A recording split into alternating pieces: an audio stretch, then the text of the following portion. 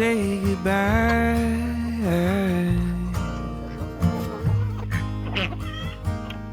Caroline,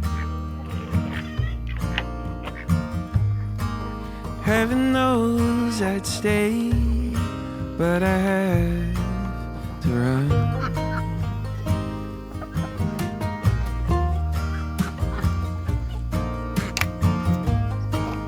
Here calling my name,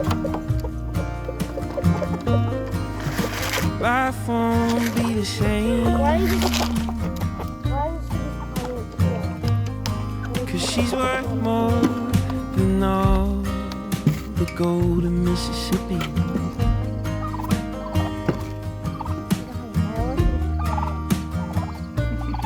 So I'm leaving now. Don't know if I'll come back around. I'm going out to find her now. Even if I bleed on the pavement, Caroline, I'm leaving now.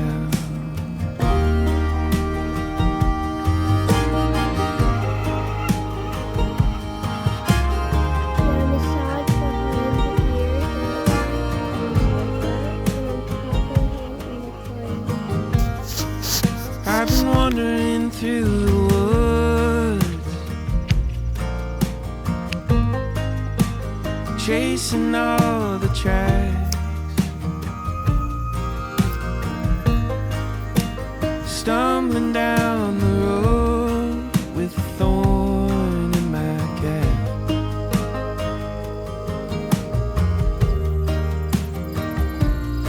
So I'm leaving now. Don't know if I'll come back around. I'm going out to find her now. Even if I bleed on the pavement, Caroline, I'm leaving now.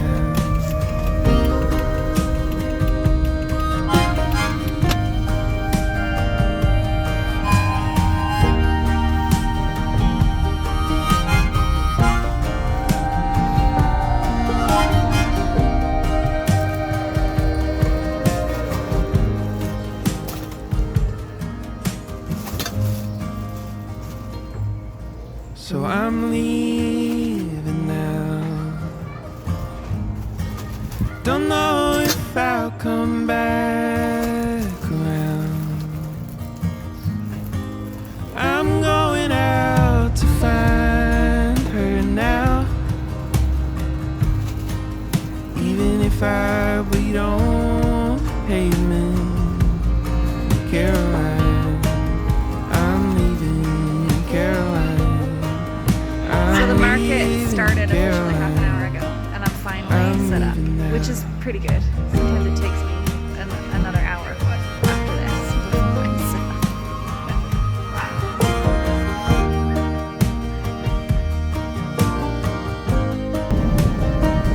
I'm leaving now.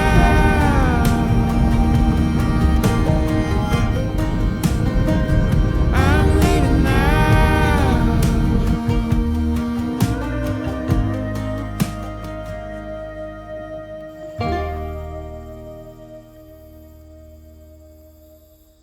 The time has come to butcher the turkeys.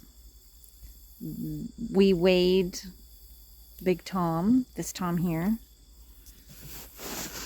We weighed him yesterday, and he's 30 pounds. So that means once he's been prepared to eat, he'll probably be just over 20 pounds. So that's a big turkey. We need to do them. We've been procrastinating it for a while. It needs to be done. And we've really grown to love the turkeys. So it's a very hard thing for me to do. I mean, don't get me wrong, there are right pains in the butts. We were actually, for a while there, I was thinking we should just get rid of them all because they keep scratching the cars.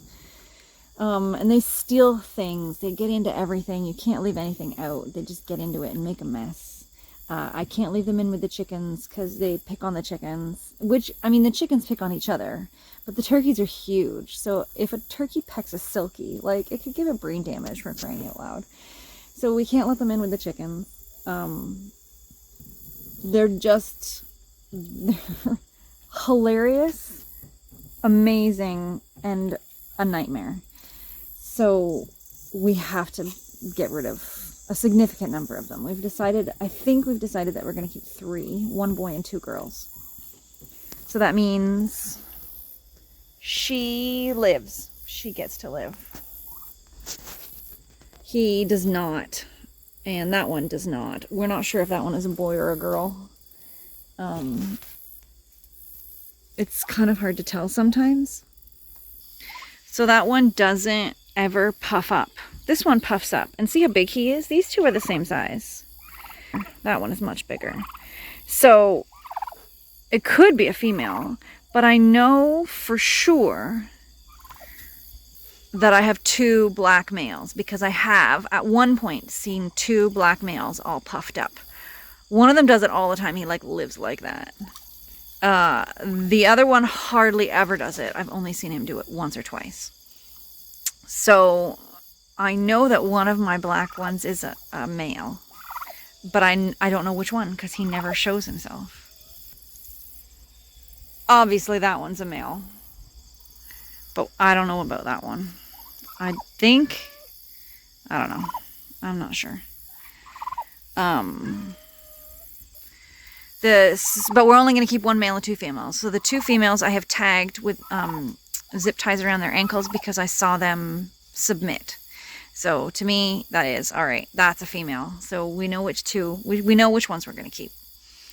But that means that this is their last day. Or maybe tomorrow might be their last day. It will depend on how long it takes Dawn and I to get around to it. And I'm really torn up about it. I don't want to do it. I like them. They're a lot of fun. But we can't keep them. It's just not practical. It's not sustainable. It's not practical. And it's not affordable. So 4 will be butchered and 3 will get to stay. And one of them already is destined to be dinner for my family Thanksgiving. So we have to do it. And we have to do it this weekend because we're running out of time. And they're getting way too big. I'm not going to have enough room in my freezer for them. And then there's just the physical logistics of butchering a 30-pound bird. Like, how are we going to hold them still? How's this even going to work? Like, physically, how's it going to work?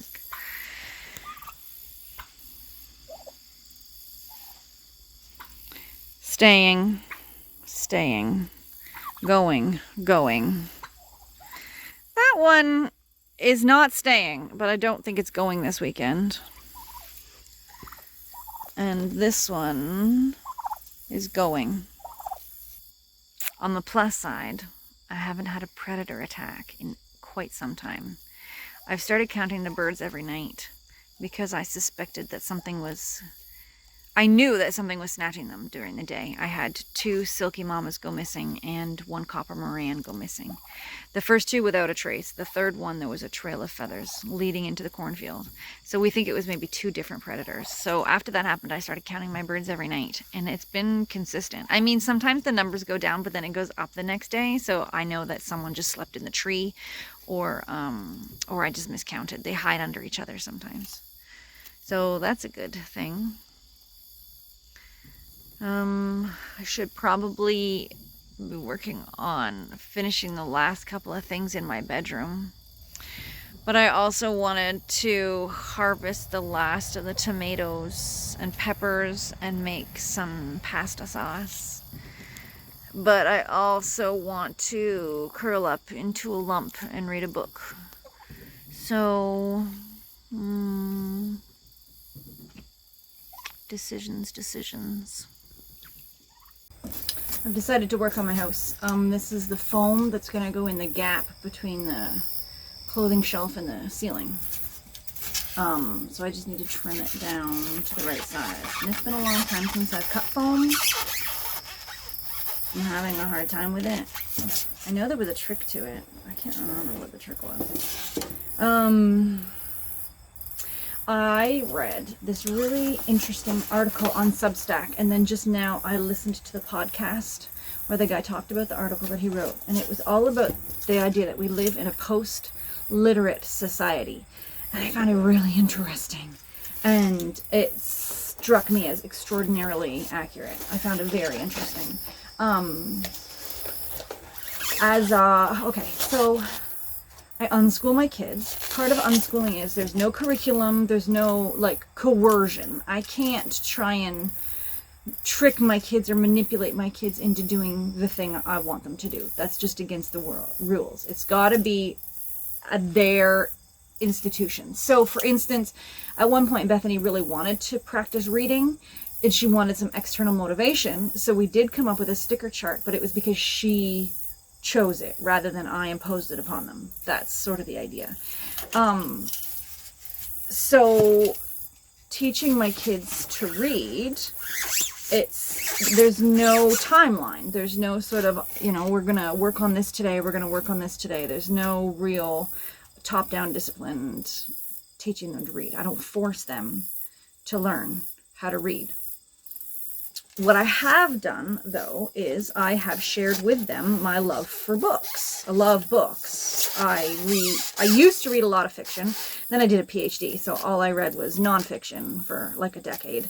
And now I still read a lot of nonfiction, but I read a little bit of fiction too. I have so many favorite books from when I was young that I want to share with them. We read all the Magic Treehouse books. There's like 28 of those. And then all the Merlin mystery books. There's like 28 of those.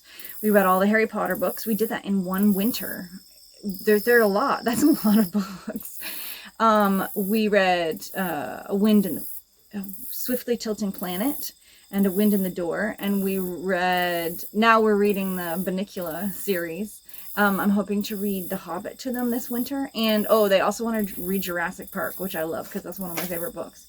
So my approach has been, if I show them the magic that lives inside books, then they will want to read.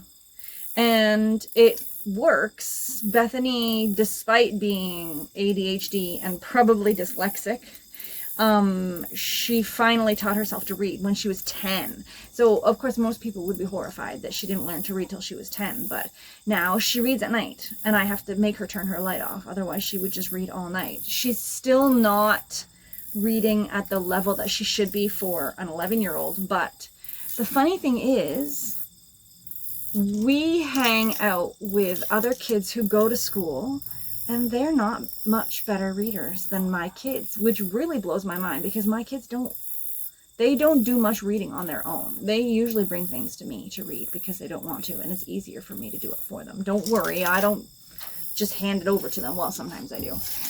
Sometimes I make them. Most of the time I make them work for it. But like Bethany taught Abby to read. They had a really good time with it. Like they played school with all their stuffies and things like that. It was good fun.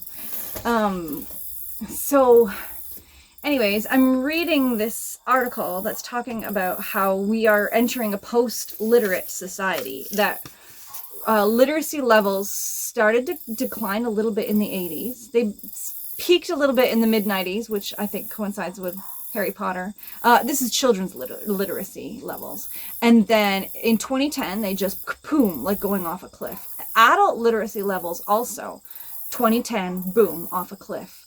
And at the same time, they found people's ability to like think logically has declined. People's ability to do math has declined. I took a whole bunch of notes because I thought it was interesting. Okay, a drop in attention span, a drop in vocabulary. University students say they can't remember details and follow the plots on books that used to be like elementary school reading level. They struggle to think and learn and concentrate. And in all age groups, there has been a drop in reasoning and problem solving. Like, it's really quite astounding. Like, they say the reading for pleasure in the US has dropped 40%. A third of adults in the UK have completely given up reading, and children's literacy in the US is the lowest it's ever been on record. So it's really, let me bring these two things together. It could seem like I'm bringing these two things together to brag that my kids are going to be better readers than most kids. That is not true. What my point is I think that across the board, if we want our children to read, we need to be reading. They're saying that the average adult is spending 7 hours a day in front of a screen. And I understand probably that statistic is informed by a lot of people work in front of a screen all day. But there's also the fact that we spend huge amounts of time staring at our phones, watching videos, because it's easy. When our brains are tired, it is so easy to just switch it off and stare at a screen and watch a bunch of stupid cattle and cat and horse and, and political videos. It doesn't challenge our brains, but that's the entire point. Nobody's challenging their brains anymore. And if we want our children to read, we need to read. So I haven't been reading very much, and it does coincide with the smartphone, but it also coincides with me dropping out of my PhD, and then having kids, and it's hard to find time to read when you have kids. So I'm trying not to be too hard on myself, but the kids are getting a bit older now. I need to read more. And I want to get back into writing. I miss writing so desperately. So that's what's been on my mind about the phenomenon of trying to, because reading is such a beautiful thing. Yes, it helps us think more clearly and use logic and follow the plot, and the short attention spans with the smartphone reels and stuff. I can see how it's rotting. So this is what I've done. I did this way back in January. I got an app on my phone. It's called Screen Zen, but there's loads of ones out there. I used to use a different one that doesn't exist anymore. And what I get to do is I get to put like boundaries on my social media apps. So for instance, Facebook, Instagram, Threads, Twitter, Substack, all of those are in a category where I can only open it 4 times a day. I can only have it open for 5 minutes, and after 5 minutes it kicks me out. And when I go to open it, it makes me wait for 5 seconds, and it comes up with a screen that says, is this really important? And all of those things prevent me from, when you have like a quiet moment or you're in the middle of doing something difficult and you need to walk away from it for a second, you find yourself picking up your phone. It stops me from doing that. It stops me from picking up my phone like when I'm on the toilet and I end up staying on the toilet for 20 minutes when I really only needed to be there for 5 seconds. It really cuts out all those little moments in the day where you only intend to use it for a second and you catch yourself using it for an hour. Sometimes, you lift up your phone to do one thing and there's something else there and you do that thing and you get pulled down the rabbit hole and you completely forget to do the thing that you picked up your phone for. This prevents me from doing that. So I'm really glad that I've done that. It does, however, make it very hard for me to manage my social media presence. I am a YouTuber and I also have a farm business, and I should really be posting every single day for those things. And number one, I don't want to, and number two, I make a post and then it kicks me off the app because it took me more than 5 minutes. So it's very hard to figure out. And I ask myself this with the kids all the time, like, how do you raise kids to be healthy in a world where every single person is participating in something that is shockingly unhealthy? I don't think anyone still doubts it, do they? That cell phones are extremely unhealthy for us, that social media is extremely unhealthy for us, and yet everyone does it. So I want my kids to be able to function in this society, because this is the society that they live in.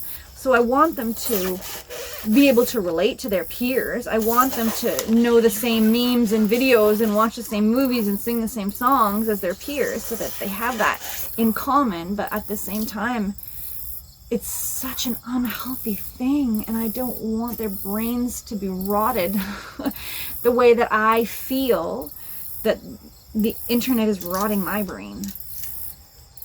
So this is part of my call. I think if we all start talking about it, then we can't keep... I listened to another podcast yesterday talking about common knowledge, and his definition of common knowledge is something that we all know that we all know. So we all know that social media is garbage and it's destroying our brains. We all know it, but we still do it. And I think that it's going to have to take a certain number of us talking about it before people finally act on it. That's my thought anyway. That was a good long rant, and I have gotten that far in cutting this thing off. Come on, Aaron. You can do it.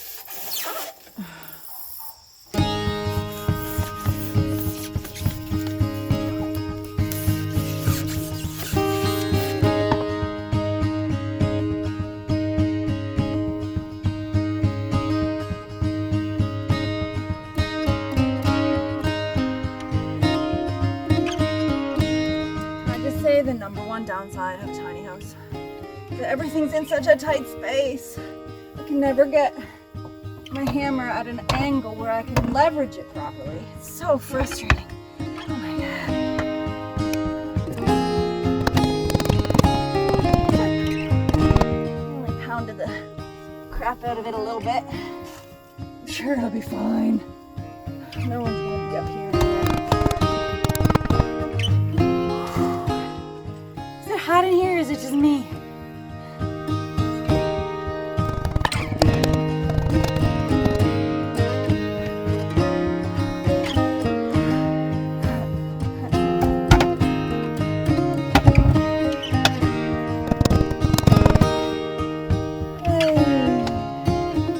So, this bit here, I'm not quite sure what to do with that. It had some tape on it before, so the stain didn't stain this part, and then this is metal, so I don't know how to hide that. But from back here, you almost can't even see it, so maybe that'll just be good enough. No perfectionism here, no worry about that.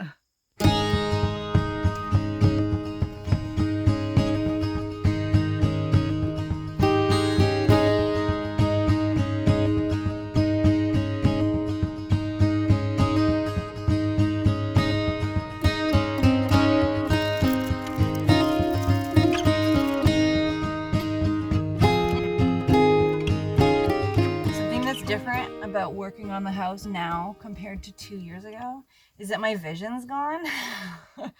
I probably need bifocals. Like, it happened really quickly, and so many times I can't actually focus on the thing that I'm trying to do.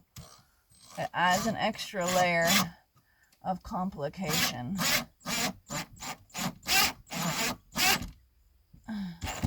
You know, my skill level may have improved slightly since I started building my own house, but my actual physical capabilities might be giving up on.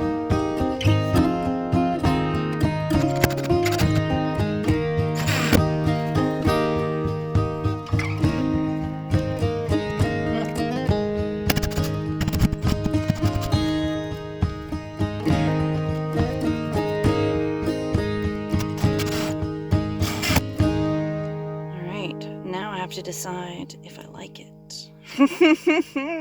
The girls picked out the curtain. I think I do like the cherry blossoms. I'm not sure. Now I suddenly feel like I need a new blanket. But this My grandma made this quilt. I love this quilt, but it doesn't match with the curtains. What's the problem with getting nice things? Then your stuff that's not so nice suddenly looks out of place.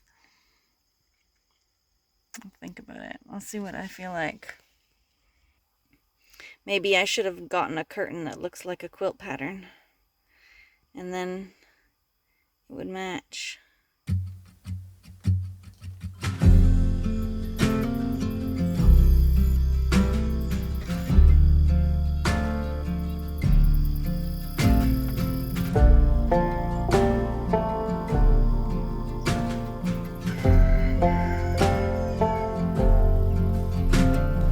Follow through, take your time. You move like water and taste like wine. You're holier than I am,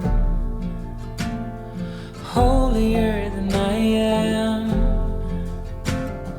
Gentle hands, golden eyes. I am a man made of borrowed time. You're holier than I am, There you go. holier than I am. I am the dust. You are Time has come. I need to kill the turkeys today. I'm not gonna show it to you. Don't worry. I'm not gonna show it to you. I don't even want to see it, so I'm not gonna make you see it. But I've got depression today. There's a pinched nerve in my spine again. The last time it went up and gave me a migraine. This time it's going down and making my entire leg hurt, and I got pins and needles in my foot. And so I'm just a bit depressed because it's tiring having something wrong with you all the time. So luckily Don is really gung-ho about getting the turkeys done, so he got up and out early today and got everything set up while I was doing chores. So this is our setup. I use this table to do the cleaning. The bits that we can't eat go into that bag. The bits that we can eat will go into these 2 pots, and we will turn that into cat food.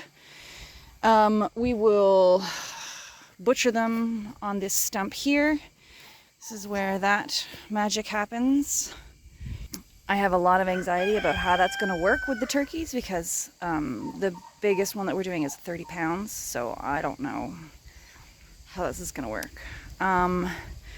Once they have been butchered, we dip their bodies in boiling water. Well, not boiling, just short of boiling water to help loosen the feathers. Which for the chickens, we just use my big stock pot, but for the turkeys, they're huge, so we're really not sure if we even have a pot big enough to fit their entire bodies and still have hot water left. So we have this old wash bin. We're going to give that a try. It's on a propane setup, so we'll see if it fits. And then once they've been plucked and cleaned, you have to put them on ice. So that's where this stock tank comes in. This is my big stock tank that we fill with cold water. And we've been making ice all week. So we have enough ice to keep the turkeys cold for about 2 days. And then we put them in the freezer after that. The ice takes up probably about the same amount of space in the freezer as the turkeys will. So it should work out. And we have separated them. The ones in with the chickens are the ones that we're keeping, and the ones out between the chicken fence and the electric fence are the ones that we are butchering. And over there is the turkey chicken, the chicken turkey, the chicken who thinks he's a turkey. And I don't know what he's gonna do once half of his friends are gone. I swear I love you, but I am afraid I will let you down one day, as you pull me in, I'll push away. Close your eyes, I'll slip away.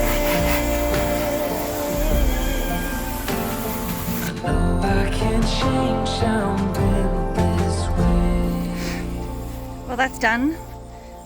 It went as well as can be hoped for.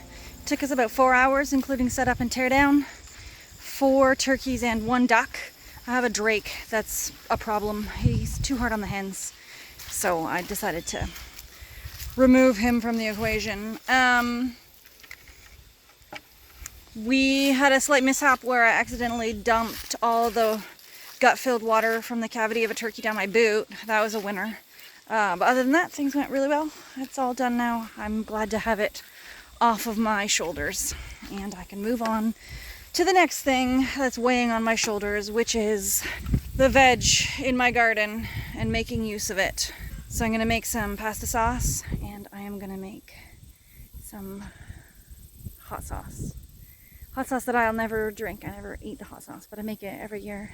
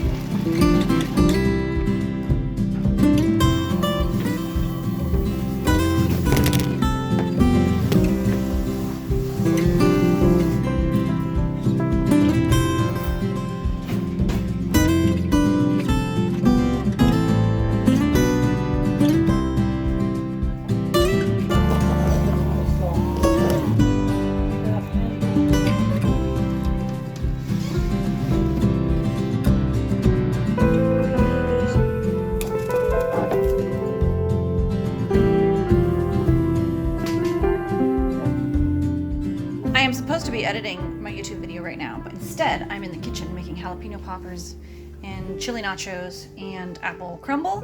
So if this video doesn't come up until like 2 days late, it's because I procrastinated in the kitchen. Have a nice time. See you next week. Take care, everybody.